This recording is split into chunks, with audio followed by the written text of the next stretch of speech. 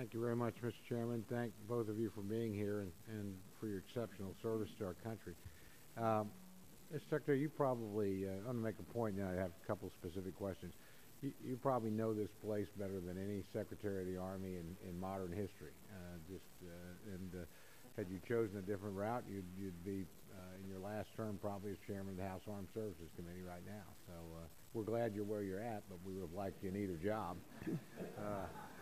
You didn't have to kind of feel like we have a friend on the inside over there. Yeah, are you nodding your head in agreement or what here? But I have no doubt a lot of people are glad I'm not here. Yeah, and I appreciate very much the points that both of you made about sequester. You've been relentless and appropriately so in your effort to educate the Congress and the wider public to what the risks are, and I think you've performed a real public service in doing that. And while I never believe a deal is done until it's done, and we have a long way to go here, I would just offer this on a little bit more encouraging side. You know, I look back a couple years and I see the Ryan Murray deal, and that was a very important deal with respect to the entire budget, but certainly with respect to the military. You know, I look back at the Omnibus last year, and that was a very bipartisan deal, and it gave you a little bit of budget stability and certainty in this fiscal year. You know, I look at the budget yesterday, and I compare it to the President's budget.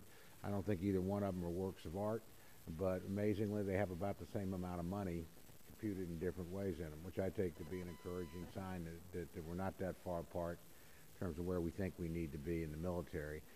And finally, I look at the totally unrelated item that we will deal with today in a bipartisan fashion on SGR, probably a big vote, lots of Democrats, lots of Republicans.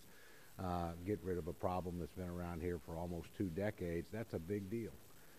And it suggests to me that maybe for the first time in a while, there's little cracks of light out there that suggest we might unthaw. But I want you to keep doing what you're doing, because I think the stakes of making this change, getting out of sequester where the military is concerned, are extraordinarily important. And I see signs we're coming together, but it'll probably be late in the fiscal year or late in the calendar year, more probably.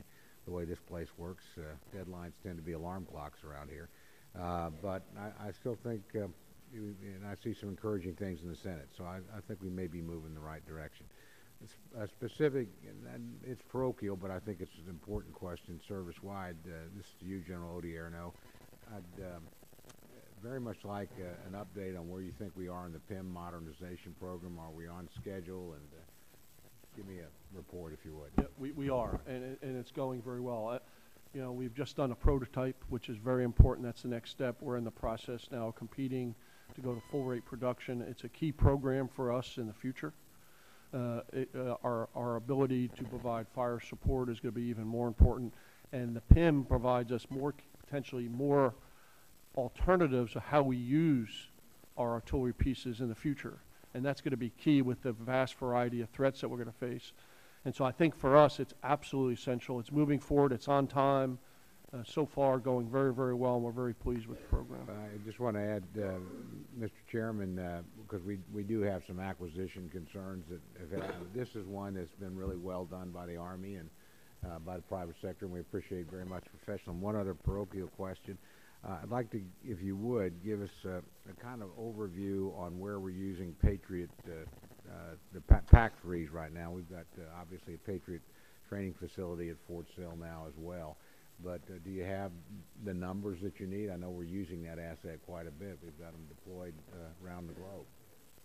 The Patriot, our Patriot force structure is definitely high demand, low density, and frankly, we're at a little over 1-to-1 ratio, so we're deploying them quite extensively. The requirement for those to protect not only our forces but some of our allies, the requirement continues to go up, and with the proliferation of ballistic missile technology, frankly, it is going to be a mission that will continue to grow.